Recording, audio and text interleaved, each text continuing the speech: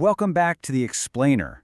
Okay, today we're jumping straight into one of the most powerful and honestly kind of mind-bending concepts in all of investing. We are talking about the completely legal tax loss on a highly profitable property. Sounds like a total oxymoron, right? I mean, how can you make money and lose money at the exact same time?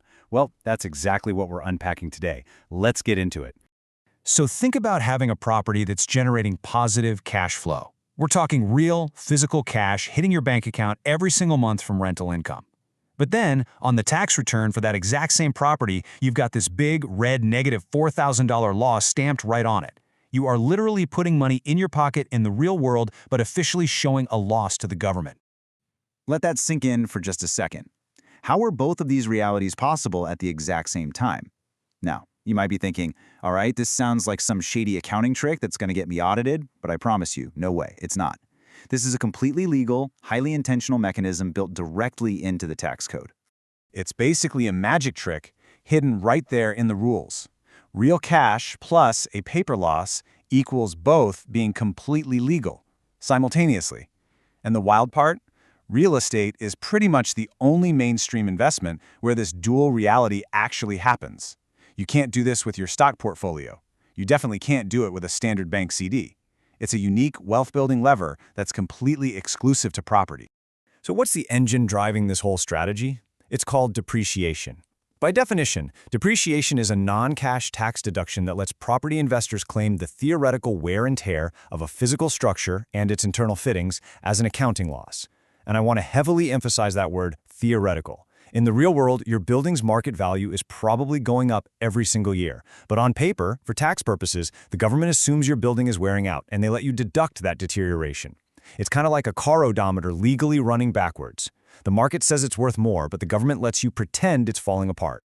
And the absolute beauty of this whole setup is that it's a non-cash deduction. You're claiming this massive cost that shrinks your overall taxable income, but you aren't spending a single cent out of pocket during that tax year. You didn't write a check for this loss. It's purely an accounting write-off the tax authority lets you use to offset your real-world income.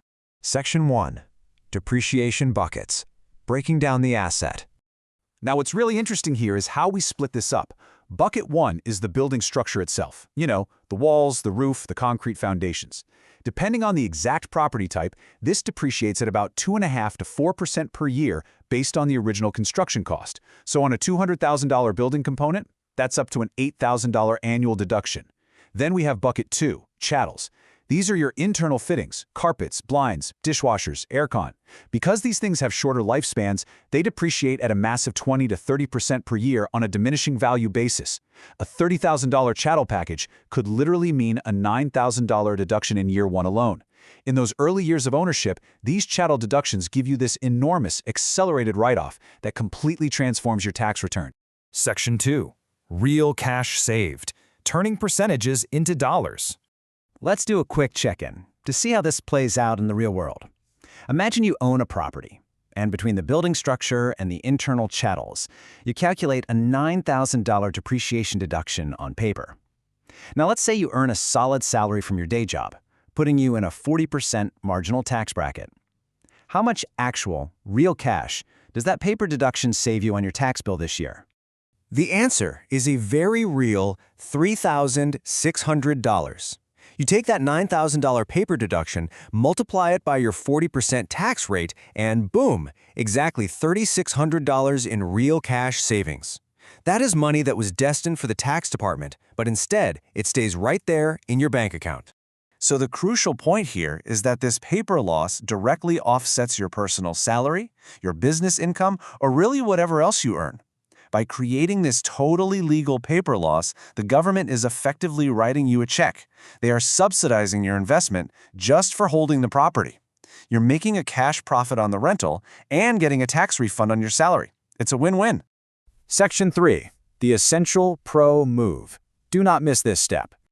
I cannot stress this enough. Immediately upon acquiring a property, you absolutely must hire a quantity surveyor or a specialized depreciation appraiser. Don't put it off. This professional is going to physically walk through the property and itemize every single fixture, carpet, appliance, and piece of installed equipment to create a formalized schedule of depreciable items. Without this report, you claim nothing. With it, you claim the whole shebang. And let's look at the ROI for this report, because it's a no-brainer. The fee for the specialist is typically between $500 and $800. And yes, that fee is entirely tax-deductible too. The booster depreciation deductions it unlocks will repay that initial cost many, many times over, every single year you hold the asset. But here is a massive warning. If you skip commissioning this report at the time of purchase, you cannot easily reconstruct those asset values later on. If you wait 3 years, the opportunity is largely gone, and it's going to cost you thousands in lost tax refunds, so do it immediately. No excuses. Section 4. Concept locked. Let's do a quick core strategy summary. All right, here's your ultimate takeaway. 1. Depreciation is a non-cash deduction that legally shrinks your taxable income without you spending a single cent. 2. The building structure depreciates at a slow 2.5 to 4% per year. 3. The internal chattels depreciate at a rapid 20 to 30% per year. And 4. Hiring a depreciation specialist the absolute second you buy the property is the non-negotiable key to unlocking the full financial benefit of this strategy. So, what actually happens when we put all these mechanisms together on a real property? Well, that is where things get truly exciting. Imagine a property that on the surface looks like it produces a standard 10% yield.